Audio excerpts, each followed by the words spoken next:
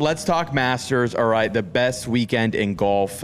There's just something about it, right? Like the reason the Masters to me stands out above the rest, right? There's the tradition aspect. The course is gorgeous, but it's really the exclusivity of this event, right? You got to join a lottery to even go. But then once you're there, everything's like $2. Like people are spending thousands at the gift shop because you could only buy merch there. I've got this hat. Yeah, exactly. I got this hat. I've never been to Augusta, so don't let this fool you. I had somebody buy it for me. But yeah, dude, it's just the fact that, obviously, again, the tradition, it's beautiful. It's an amazing event. But I think the exclusivity of it really elevates it to another level. And so I love it. It's my favorite tournament, obviously, of the year.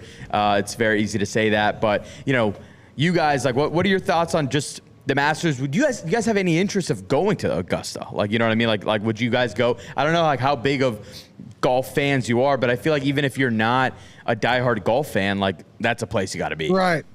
Yeah, it's like going to the Super Bowl. Even if your team's not playing, if you have the opportunity to go to the Super Bowl, I think you'd go. Yeah. To mention what you just said about the merch, I heard something on the radio this morning. It's crazy you mentioned that. The Masters sells more merch in the 4-day window than the Atlanta Braves sell all year. And that to me is freaking crazy, because being from North Carolina, you understand that the Braves have the whole East Coast as a market.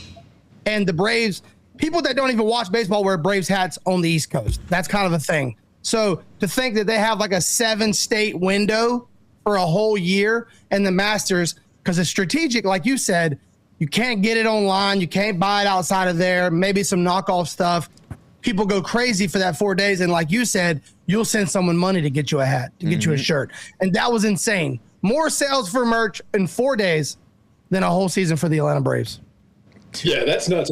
And then the other biggest thing that I always think about the Masters, which is sick, is people don't actually realize how hard that course is, right, until you're there, like, and you're seeing the slopes on the greens and you're seeing how difficult it really is. Like, people think like these guys are real athletes that know what they're doing, that dial it up, and then just it is gorgeous out there in Augusta. And it being so exclusive to get out there, like you said, that's definitely something you got to be able to experience once. Like the Super Bowl, in my opinion, it's watching. Obviously, it's the hyped up, it's the halftime show, but I'm not sure if I'm paying that kind of money for those tickets. Going to games every single weekend, but Augusta, being able to go there, experience it, and then it's having no phones, right? Being able to take the moment and enjoy. And that's the thing that you don't see in today's age when you're seeing, all these big time sporting events. All you see is holding phones. And I love the picture that people always pull up when Tiger Woods, like back in like 2001, like you see no phones, like people just enjoying the moment. And now it's everybody's phones out because you want to be able to capture that and have it for the rest of your life. But to have no phones, really take it in, you're conversating with people and you're just enjoying the moment, I think is true. And that's what makes Augusta so special. Nothing like a good Sunday watching golf, eating a little pimento cheese sandwich with no cell phone. Hell yeah.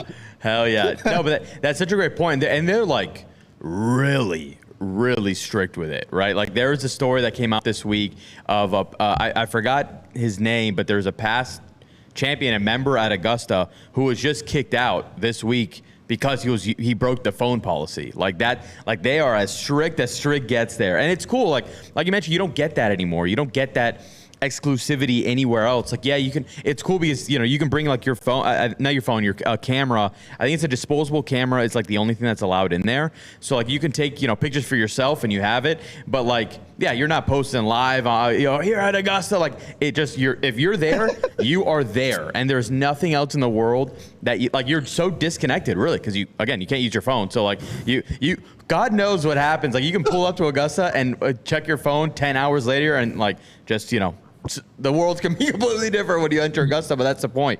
You're stepping into essentially like this other world, and that's what makes it so cool to me. And we go piggyback on something you said, that in terms of the difficulty of this course, and it's showing its teeth this week, I'll tell you that much. Like I'm looking at the leaderboard right here. I mean, you've got some heavy hitters that are really, really struggling, and like even guys like, check this out. Davis Riley. Davis Riley is somebody who's, he's not one of those top names, but obviously a professional golfer, somebody who's made it to the PGA Tour, right? He's 18 over.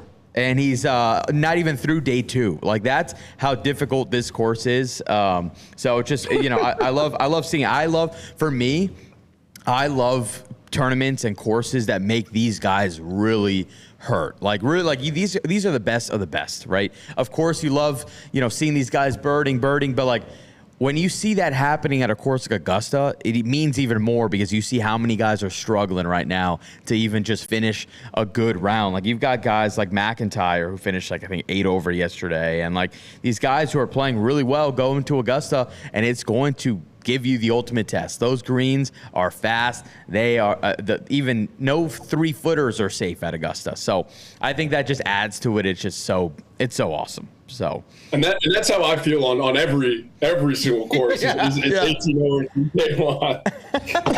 Yeah, that's what I like about the Masters is I feel normal. So it's nice to see someone else struggling and breaking their clubs for once. Dude, if you guys had to guess what you guys would shoot, right? What would you guys? And this, we're not even playing from pro tees. We're playing from our, white or blue tees. What do you think that you would shoot at Augusta? 140. Yeah, it's gonna be. I mean, being realistic, 125 or worse. Yeah, I'm 100% with you guys. 125, I'm playing really well at Augusta. No matter how good of a shot you hit, you're gonna 3-point.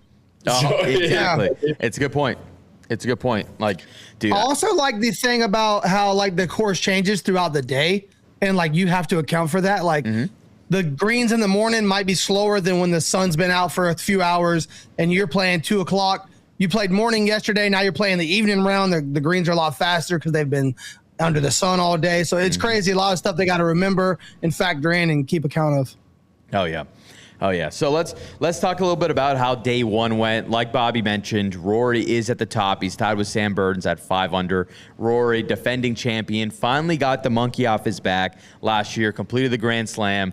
It seems like, Rory entering this major season with that off his back, because he's been so focused on finally completing the Grand Slam, he could never get it done. I wonder now, and it looks like it's happening so far, has that just unlocked this like, I don't need to accomplish that anymore. So now that stress is off his shoulders, and now he can just play, and it's going to be dangerous because, like we saw yesterday, 5 under day 1, great round from him, defending champion. So, like, listen, Rory has a chance to after how long it took him, he's in a good position to repeat. But now, will he hold that up? We will see. I mean, there's a bunch of people on his tail, and as we mentioned, Augusta, anything can happen on the weekend, and no lead is safe, which I love. Yeah, I would think too. And I take a look back to last year, right? Sitting there watching, Rory going into that last hole, he had a chance to put it away, right? And those you normally don't see guys like that miss, and that's where all the tension, right? Yeah, I guarantee you, one of those thoughts in his mind was, "Hey, this is my chance to have the Grand Slam, right? Just make this putt," and you miss it, right? He was so nervous going into that playoff hole, and now, this year, I don't see him having that same thought, because that pressure is now off his shoulders, and it's like, let's just go out there and play golf. You saw the emotions when he won it, what it meant for him and his family, and now it's like, let's go do it again. And the biggest thing that I loved after last year is when he came out in a press conference and basically said, these dreams and goals that you aspire to, right? You think that you're going to get so much satisfaction and your everything's just going to be perfect once you reach those. And he said it himself, right? He won the Masters. He completed the Grand Slam. And it was like, next day, go back to work. And I think he's realized that in his mentality. And it's like, hey, regardless if I win, lose, or draw, you got to go to work the next day. And now with that pressure off his shoulders, that's just going to make him that much better of a player. Mm-hmm.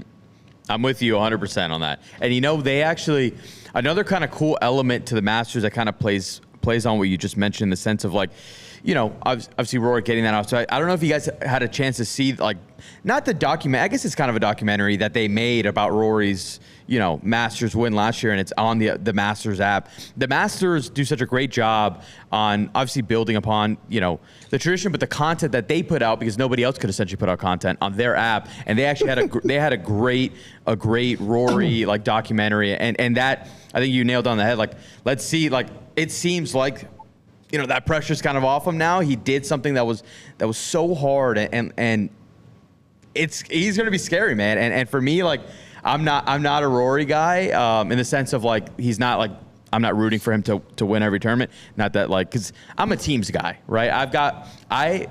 I'm so used to teams that I've latched myself onto, a couple golfers that I consider my team, and that's who I root for. Victor Hovland really needs to pick it up because he's letting me down right now. All right, but do you guys have anybody that if it wasn't, maybe you guys are rooting for Rory or Scotty? Like, is there anybody else that you'd like to see put on that green jacket this weekend?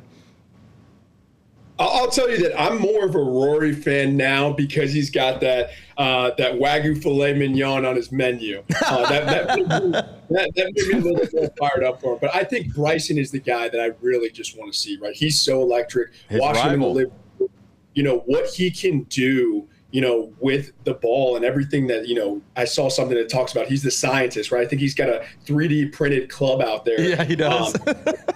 He is so entertaining to watch, the way, the distance he has in his clubs, the way he drives, the people love him, his YouTube channel. Like, I sometimes don't even watch his tournaments with Liv, but I love watching his YouTube channel. Mm-hmm. And so that's what I'd love to see go out there and get a win. And I think that's going to elevate his game, with everything he has going on. You see him on commercials, you see him on ads. Like, he's one of those guys in golf that has a personality and is enjoyable to watch every single day. So for him to do that, I think will change the game itself. Yeah, I'm a big Scotty guy. I mean, I'll admit it. I like watching greatness, and it's awesome when you see it's like Tiger. When you see somebody at their peak and they're truly in a zone, no one can touch them. And it's amazing to watch. Now, with that being said, like last year, it's awesome to see a guy come out of nowhere that's been playing for years that no one's talking about and be there at the end. Obviously, I'm all for an underdog story anytime. So if an underdog can come out of nowhere and win it, I'm all for that. Oh, yeah, and I'll give you about Scotty too. The crazy thing is, you talked about him playing in his prime, right? I remember watching, Pebble Beach or whatever it was about 2 months ago, and I'm listening to the broadcasters and announcers, and they go, he's got to have a chance. I think he was 18 under. To have a chance on this, he's got to hit this shot about 3 feet away, an eagle, the 18th to get to 20 under. So once he hits that, he'll have a shot at the title, later in the day. And I'm listening, and I'm like, what do you mean once he hits the shot? And what did he do? He drilled it about 4 feet away and eagled it. And I'm like, to be able to have the confidence in himself, knowing that he's going to do what he does. I didn't have the chance growing up to watch Tiger. It doesn't look like I'm going to have too much time to do that now, but Scotty's definitely something to be able to watch and enjoy.